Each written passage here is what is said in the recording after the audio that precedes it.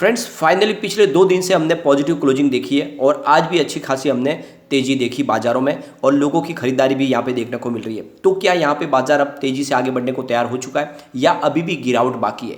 लोगों के मन में बहुत सारे डर और बहुत सारे क्वेश्चंस है कि क्या आगे भी फिर से गिरावट होने वाली है या फिर शानदार तेजी बनने वाली है, क्या किया जाए, इस समय खरीदारी की जाए या फिर बाजार से दूर हो जाए।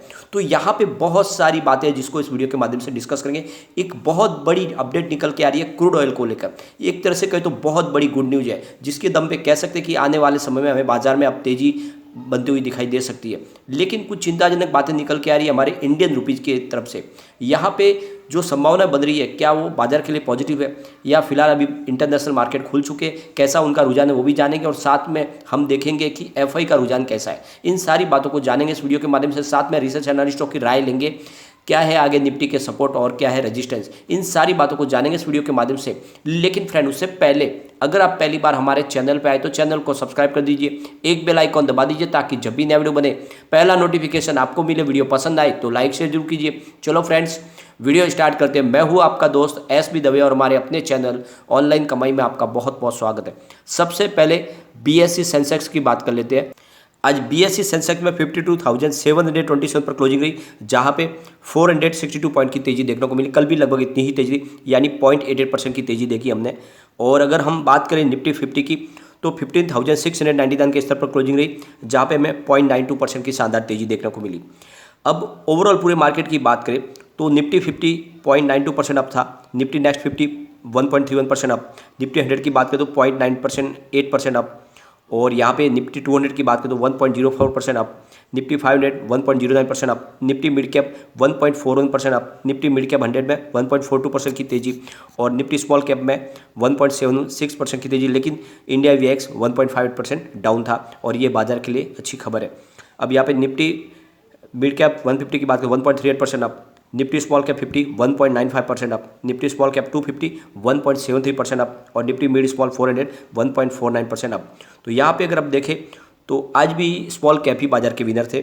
अब यहाँ पे अगर हम सेक्टरल इंडेक्स की बात करें तो निफ्टी बैंक आज 1.49% अप था, निफ्टी ऑटो 1.97% अप और Nifty financial service 1.32% up, Nifty FMCG 1.24% up. लेकिन निफ्टी आईटी में आज 0.89% की गिरावट थी, Nifty media 2.54% up, Nifty metal की बात करें 1.63% अप और यहाँ पे निफ्टी फार्मा में 0.42% की तेजी थी, Nifty PSU bank 1.98% up, Nifty private bank 1.75% up और निफ्टी रियल्टी 2.27% अप। तो आप देखो कि बाजार में एक ही लूजर था, वो था निफ्टी आईटी सेक्टर जहाँ पे गिरावट थी। और बाजार की अगर विनर की बात करें तो वो रहा है मीडिया सेक्टर जहाँ पे लगभग 2.5% की तेजी थी। उसके बाद में ऑटो सेक्टर ने भी आज अच्छा खासा कमाल किया है। अब बाजार खुल चुका है इंटरनेशनल। यहाँ पे डाउ जोन की बात करें तो 31,008 के स्तर पर है, जहाँ पे 1.08% की शानदार तेजी के साथ में शुरुआत की है। S&P 500 इंडेक्स की बात करें तो 3,839 के स्तर पर 1.15% की तेजी के साथ में इसने शुरुआत की है। और नेस्डेक की बात करें तो 11,380 का स्तर, जहाँ पे 1.32% की तेजी है।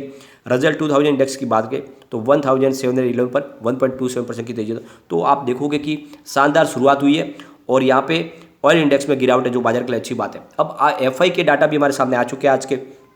तो आज एफआई ने 4,658 करोड़ रुपीज़ का नया इन्वेस्टमेंट किया है और उन्होंने 7,012 करोड़ रुपीज़ का माल बेचा है। इस तरह से उनकी जो बिकवाली है वो 2,353 करोड़ रुपीज़ की है। और सामने हमारे डीआई की बात करें तो उन्होंने 5,651 करोड़ रुपीज़ का नया इन्वेस्टमेंट किया और 3,438 करोड़ रुपीज़ का उन्होंने माल बेचा। इस तरह से उन्होंने 2,213 करोड़ रुपीज़ की खरीदारी की है। तो आप देखोगे लगभग एक जैसे ही आंकड़े, जितनी बिकवाली एफआई ने की उतनी ही डीआई ने खरीदारी की और इसी वजह 12,000 को हमें बैलेंस देखने को मिला। और वैसे अब एफआई ने वो उतनी बिकवाली अग्रेसिव बंद कर दी है अभी। लेकिन बाजार के लिए जो चिंताजनक बात है वो है इंडियन रुपीज़, जो लगभग अपनी बहुत ही ज़बरदस्त गिरावट के साथ में ऑल टाइम लो के आसपास आ गया। फिलहाल 78.32 पर है, जो बहुत ही ज़बरदस्त गिरावट का एक सिग्नल दिखा रहा है। अगर आप देखोगे तो 2 जून को यानी 20 दिन पहले ये 77.38 के आसपास था, उसी लेवल से करीब 1 रुपीज़ की गिरावट हुई है। तो काफ़ी वीक हुआ इंडियन रुपीज़, ये थोड़ी सी चिंताजनक बात है। लेकिन अच्छी बात निकल के आ रही है क्रूड ऑयल के सेक्टर से, जहाँ पे काफ़ी बड़ी गिरावट तो हुई लेकिन अभी थोड़ी सी यहाँ पे तेज़ी फिर देखने को मिल रही है। फिलहाल WTI क्रूड 106 पर है, जहाँ पे 1.90% की तेज़ी देखने को मिली। तो बड़ी गिरावट के बाद में यहाँ पे फिर से थोड़ा सा उछाल देखने को मिल रहा है। ब्रेंट क्रूड की बात करें तो 111 पर है, जहाँ पे 1.66% की तेज़ी है। तो ओवरऑल क्रूड ऑयल में नरमी है। सबसे बड़ा फायदा जो मिला है उस समय जब बाज़ार में तेल की प्राइस बढ़ रही है, उसका फ़ायदा इंडिया ने बहुत ज़्यादा उठाया, क्योंकि रूस से उनको बहुत ज़्यादा डिस्काउंट में क्रूड ऑयल मिला और इस वजह से हमारा जो इम्पोर्ट है वो 50% बढ़ चुका है। तो आप देखोगे कि इस बार बहुत सारा बेनिफिट मिला है इंडिया को, रूस से उन्होंने काफ़ी कच्चा तेल सस्ते में ख़रीदा है। अब यहाँ पे एक महंगाई में गुड न्यूज़ निकल के आ रही है कि कच्चे तेल की प्राइस जो गिर रही है, उसके पीछे सबसे बड़ी वजह है चीन और बहुत सारे दुनिया के देशों में इस समय कोरोना की फिर से लहर चल रही है और इस वजह से काफ़ी जगह पे लॉकडाउन लगे। इस वजह से जो ऑयल का कंजम्पशन कम हो चुका है और इस वजह से इसकी प्राइस में लगातार गिरावट हो रही है। यहाँ पे क्रूड ऑयल के लिए एक यूएस से भी बड़ी गुड न्यूज़ निकल के आ रही है। अमेरिकन प्रेसिडेंट जो बाइडन ने गैस टैक्स की कटौती का प्रस्ताव रखा है 3 महीने के लिए। अगर ये टैक्स कटौती के ऊपर मोहर लग जाती है तो अमेरिकन संसद अगर इसको पास कर लेती है तो आने वाले समय में 10 से लेकर 15% की और गिरावट होगी क्रूड ऑयल में। तो ऐसे में अगर आप देखोगे तो इसकी जो प्राइस होगी वो $100 से भी नीचे चली जाएगी, जो इस बाजार के लिए बहुत ही अच्छी खबर है। अब हम यहाँ पे देखेंगे बाजार की आगे संभावना है, तो निफ्टी 50 और बैंक निफ्टी आगे कैसा ट्रेंड करेगा और क्या बाजार में पॉजिटिव माहौल बनेगा, एक बार जान लेते हैं।